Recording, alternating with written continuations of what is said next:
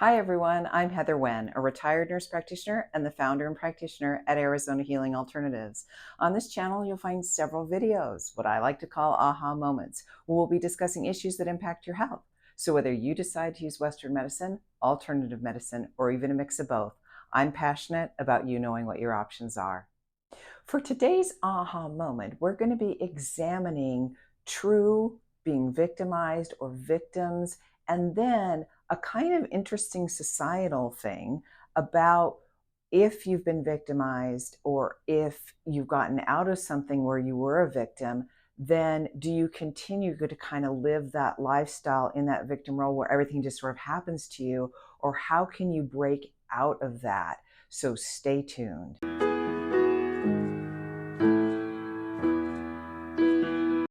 So the first disclaimer on this is, first of all, like most of my videos aren't for children anyway, but definitely we're going to be covering some serious issues.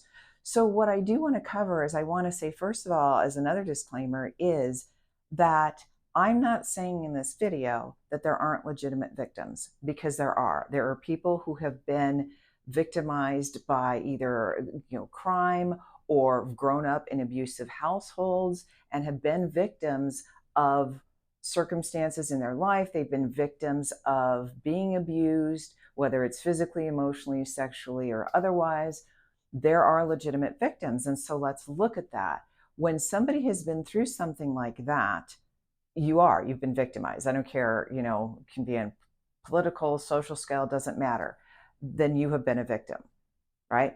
So now what happens is, and I deal with this a lot in my practice, what do you do? Because then sometimes what can happen to people is it seems like as they play their life over and over again, let's say they grew up in an abusive household, but then all of a sudden they find themselves in relationships that are abusive. So almost like they didn't have a choice when they were kids as to what they were growing up in and what they were experiencing. But then all of a sudden, as adults, they're making choices that continue to roll with that victim mentality. Okay.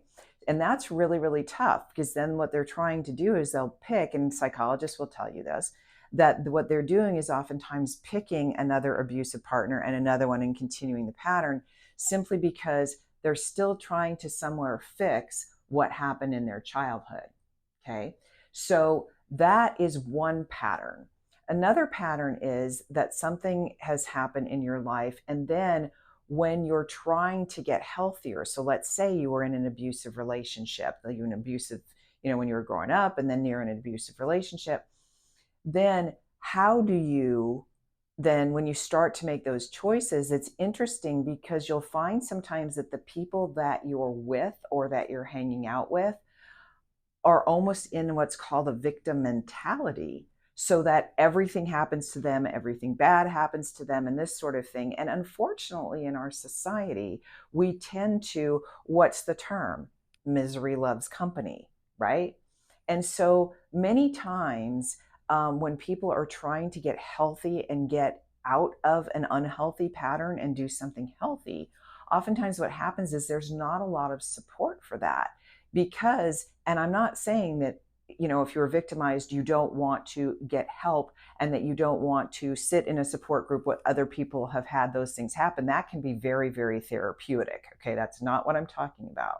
What I'm talking about is when you're trying to find support, oftentimes what can happen is it can be hard, because as you're getting through it, if somebody else isn't, for example, let's say that somebody is constantly a negative thinker. And so this is a friend of yours that calls you and is on the phone with you. And what they do most of the time is they complain about their life situation and what's going on, or their bad relationships, or whatever they're doing.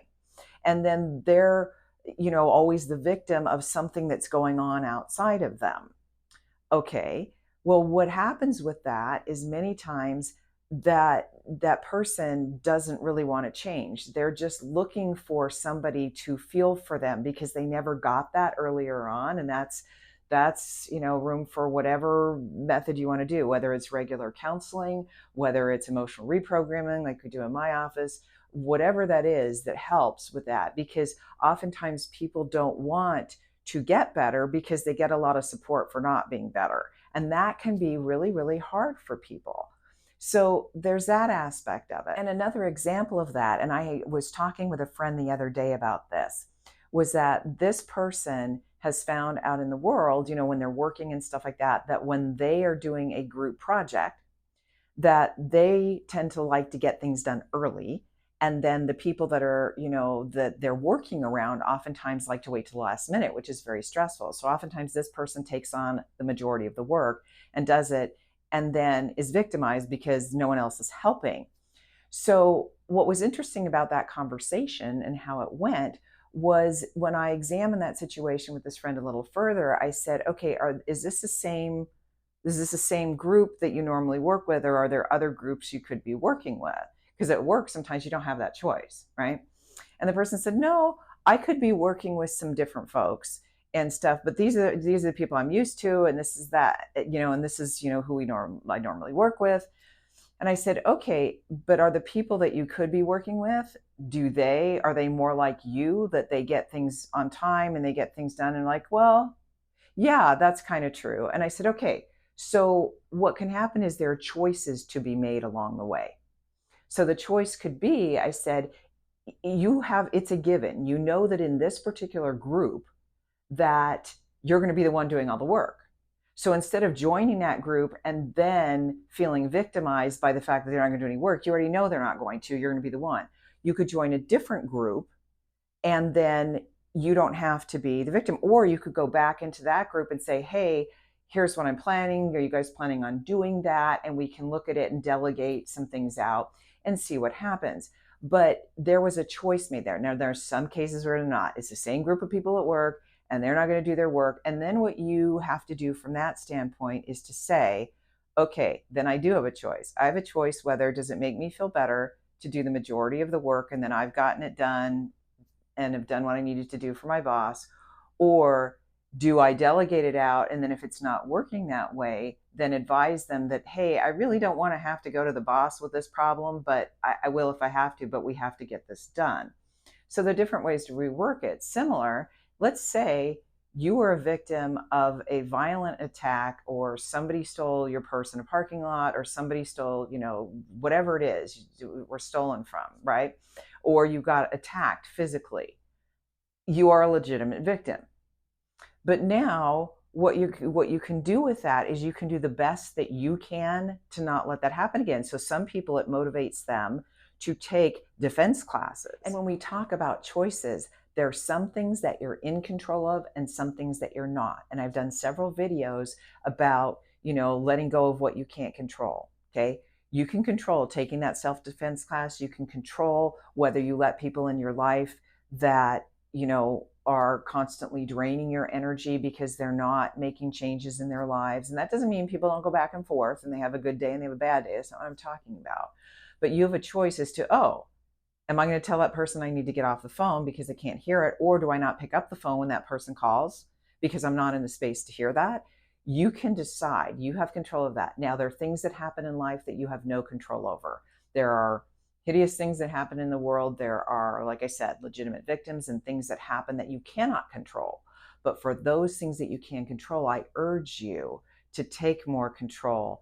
And that's where that power lies, is to take control of what you can control. Yeah. But whatever it is that makes you feel less of a victim, then that's an option that you have as well. Because like I said, you can get lots of support for that, including the friend that wants to bend your ear and doesn't want to do anything different. You don't have to be victimized by that. You can decide that, you can validate for them and say, wow, I'm sorry that you're going through such a hard time. But then if it gets draining on you to hear the same thing and you know that they're not willing to change anything about it, you have the choice as to how much you listen to that. Okay, so that you don't have to be victimized, because many, many people get tons of support for continuing. And in fact, what's so funny is there's a correction in what I do in Total Body Modification that's a actual self-destruct button. Okay, that we do this to ourselves. Bodies do that to ourselves many times, that we know, oh, we should be eating this, we do the right thing or whatever the deal is, and the body goes into its own self-destruct mode, like it's its own worst enemy. And that can happen just because neurologically, if you grew up with something or something traumatic happened, then the brain keeps trying to fire that off in that loop, and that can be changed, whether it's traditional counseling, whether it's, doing what I do, whether it's hypnosis, which is also what I do, or other, forms of therapies that can be done to help with that. I encourage you to do that, because you don't have to live your life continuing, especially, if you were legitimately victimized at some point in your life. The body tends to try to keep repeating patterns so that it can fix it. And it's finding the right people around you that will support you through that and help you through that, instead of the misery loves company part, which is, yes, many people can get together and they can talk and commiserate, and there's nothing wrong with that in the beginning. But if that's the continued pattern, or you believe your life to go that way, that's when, to me, that's not a very happy way to live, and it does rob you of your power. And we talked about that in other videos, as to where does your power lie. And you do have the power to decide, am I going to choose another abusive partner? Am I going to choose somebody who's nice to me, that treats me kindly and feel like you deserve that? Am I going to take a class that makes me feel more protected? Yes, something may happen, but am I going to have more tools so that I feel more comfortable, so that I don't have to live my life as a victim, especially somebody who's been victimized? And there's many, many ways to get past that. I hope this video has been helpful to you. If you like the video, please like it, leave comments, and I'll be happy to answer those. Have a great day.